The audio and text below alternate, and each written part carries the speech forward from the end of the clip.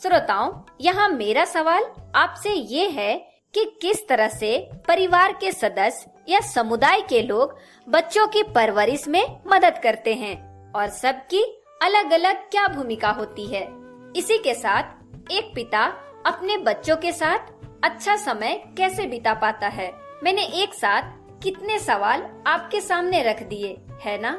मगर दोस्तों, मैं आपको बता दूं, इन सवालों के जवाब मुझे कई लोगों से मिले हैं, लेकिन कुछ लोग अपनी राय देने से हिचकिचाते हैं और कुछ लोगों ने अब तक इस अभियान में अपने विचार हमारे साथ नहीं बांटे।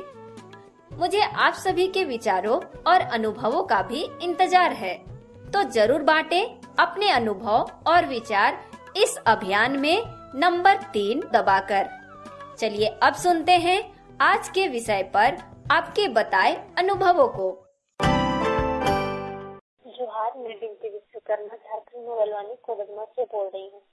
मैं बच्चों के लालन पालन और उनके परवरिश के बारे में कुछ कहने जा रही हूँ। जैसे मेरा 3.5 साल का एक लड़का है जिसका नाम संस्कार कुमार है और मैं अभी वीडियो वॉलंटियर में काम कर रही हूँ। 2013 में मई 2013 में मैं वीडियो वॉलंटियर का ट्रेनिंग लेने के लिए 15 दिनों के लिए रांची गई हुई थी। उस समय मेरा बेटा 2 साल का था और मुझे उसको लेकर के वहाँ गए तो थे, लेकिन बहुत ट्रेनिंग लेने में मुझे बहुत काफी मुश्किल हुआ, जो कि मैं फिर उसे अपने मायके भिजवा दी। और उस समय मेरी माँ काफी मेरी मदद की, क्योंकि मेरे बच्चे को, जो मेरा बेटा है, उसका देख रेख सारा चीज वो खुद वही किए, एक माँ की तरह। जैसे एक माँ अपने बच्चे को करती है, उस तरह से मेरे ना रहने के कारण मैं ट्रेनिंग में थी और मेरी माँ उसे लालन पालन व उसका खान पान जो भी सारा चीज है एक माँ की तरह वो की, और साथ में मेरी बहन लोग भी। और अभी भी मैं काम कर रही हूँ, फिर निकलती हूँ तो मेरी सास और मेरी दादी सास जो है मेरा पूरा हेल्प करता है। तो इस तरह से हमारा मदद होता है और सभी लोगों को शायद सभी लोगों को इस तरह का हेल्प या मदद मिलती होगी। धन्यवाद। मैं सुभाष कुमार बोकारो से बोल रहा हूँ। एक परिवार में माता पिता की जो भूमिका होती है वो तो सराहनीय होती है और वो ईश्वर के रूप होते हैं, किंतु बच्चे पिता से अधिक माता से प्रेम करते हैं। वो हमेशा बचपन से ही मम्मी के ही करीब रहते हैं। इसलिए मैं मम्मी के बारे में कुछ कहना चाहता हूँ, जो एक माँ होती है। कहाँ से लाती हो इतनी शक्ति, कहाँ से लाती हो इतना प्यार, कहाँ से लाती हो इतना समर्पण और कहाँ से लाती हो इतना त्याग।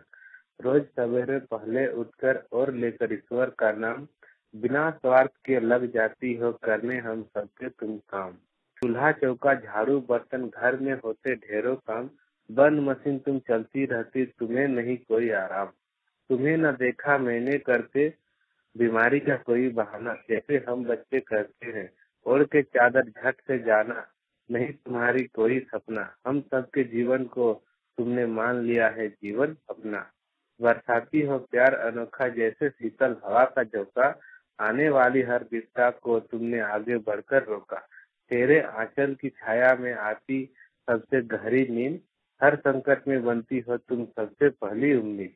हर मुश्किल में आती हो सबसे पहली तुम ही याद, माँ मुझको तुम लगती हो ईश्वर की कोई फरियाद।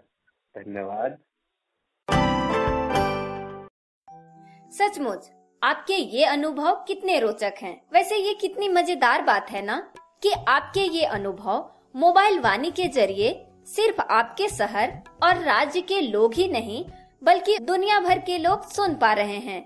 श्रोताओं, ये अभियान अब पूरा होने जा रहा है, जिसकी आखिरी कड़ी में हम सुनेंगे कि कैसे अभिभावक अपने बच्चों को हर दिन की गतिविधियों से भाषा, सरल हिसाब किताब, गिनती, पढ़ाना या और भी बहुत कुछ सिखाते हैं।